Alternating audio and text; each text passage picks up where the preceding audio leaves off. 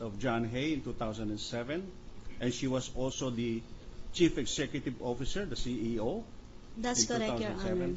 And she was also the Chief Operating Officer, the COO. Yes, Your Honor. Right. Would you be able to know when Mrs. Corona joined John Hay?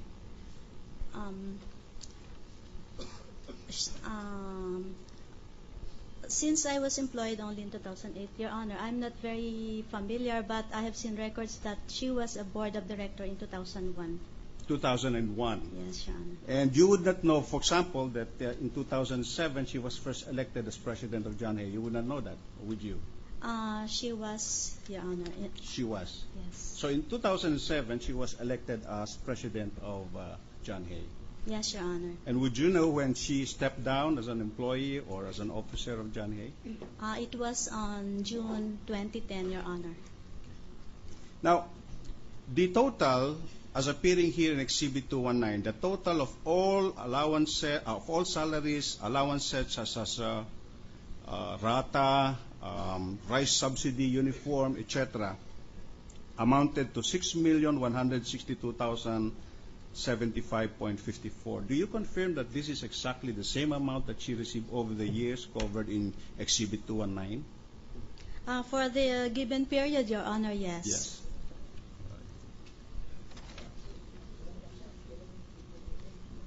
Your Honor, I was under the impression that this had been admitted.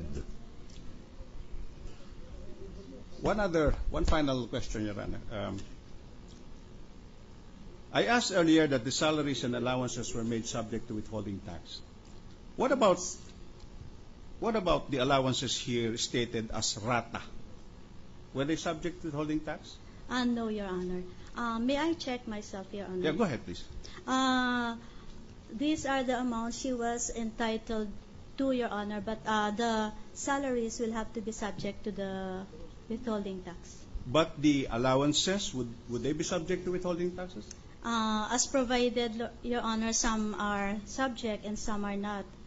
Just like the fringe benefit, which is subject to 32% final tax, Your Honor. I see. But with respect to rice subsidy, with respect to uniform, with respect to medical benefits, with respect to cash gifts, these were not subject to withholding taxes, right? It will be subject to, some will be subject, Your Honor, and some will not be. Last two questions, Your Honor. Included in Exhibit 219 is Exhibit 219, yes, are the amounts received by Mrs. Corona as per dime being member of the board of directors. In fact, the entire amount received over the period of 4 years is 1,120,839.00. Were this subject to withholding tax? Yes, Your Honor, 10%. 10%.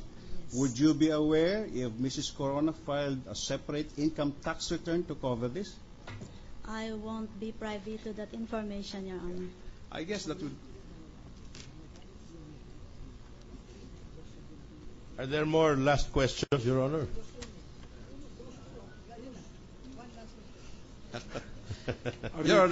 Are you through with your cross? One final last question. Thank you, Counsel. I made reference to the amount of 6,162,75.54, representing the totals. This is the gross amount, correct? You're correct, Your Honor. So you did not consider here the deductions such as withholding taxes or any other deductions for that matter? It is not yet considered here, Your Honor. All right, okay. So that this is the net, oh no, so this is not the net amount that Mrs. Corona received. Huh? No, Your Honor. Okay. All right. Thank you, thank you. Thank you very much, Your Honor. No further cross, Your Honor. All right. No redirect, Your Honor. Redirect. No redirect, Your Honor. May we? Witness is discharged. Thank you very much. Next witness, but 1 minute. Lito Atienza, Your Honor. Mayor Atienza. Marami pa sinasabi marunong. Pambihira. The good mayor of former good mayor, the good mayor of Manila, Mayor, Take the please witness's stand and be raise sworn your in. right hand. Do you swear to tell the truth and nothing but the truth in this impeachment proceeding? So help you God. Proceed. If Your Honor, please, may we request permission for Attorney Dean de Los Angeles, member of the defense panel, to be allowed to conduct the direct examination. Granted. Yes, Your Honor. Your Honor, Thank you, Your Honor. Your Honor, the part of the prosecution may request that Attorney Renato Samonte Jr. be recognized to receive the direct testimony and to conduct the cross if necessary. Granted. Thank you.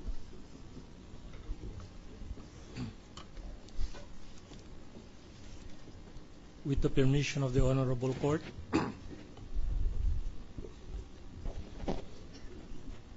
the testimony of former Mayor Jose L. Atienza is offered to prove that early 2001,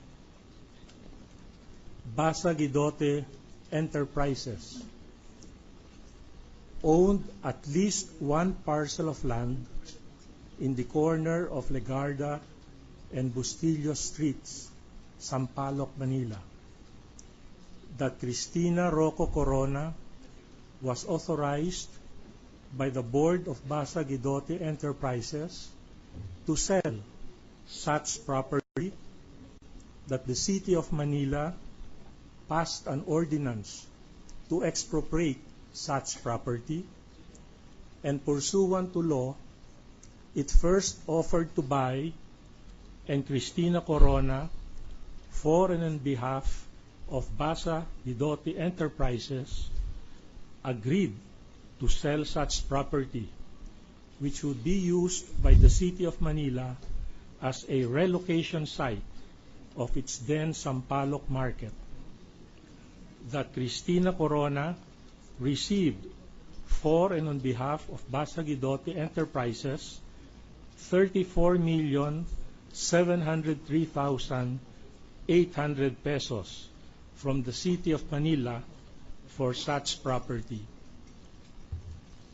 I manifest, Your Honors, that a subsequent witness will then testify that from the 34,703,800 pesos, Respondent Chief Justice borrowed 11 million pesos as stated in his SAL-N, and which amount he used to purchase the La Vista property.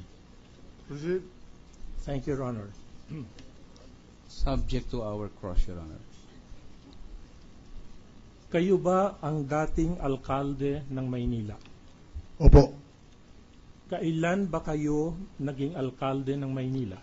simula po noong 1998 hanggang 2007. Noong kayo ang alkalde ng Maynila, nalaman ba ninyo ang naging problema ng palengke ng Sampaloc dahil sa MRT project? Ako po'y bagong mayor pa lang noon, bagong halal, nang kami pinasabihan ng LRTA na kakailanganin yung bahagi ng aming pag-aari ng lungsod na kung tawagin ay Old and New Sampaloc Market, sapagkat magtatayo sila roon ng Legarda Station. Kaya mapipilitan silang expropriating yung property. Yun pong simula ng aking pagkaalam dun sa nabubuong problema na kinailangan naming harapin. Sapagkat yung po'y palengke, yun ang ginagamit ng buong Sampaloc para sa kanilang pangangailangan. Saan ho ba lugar yang Sampaloc na palengke?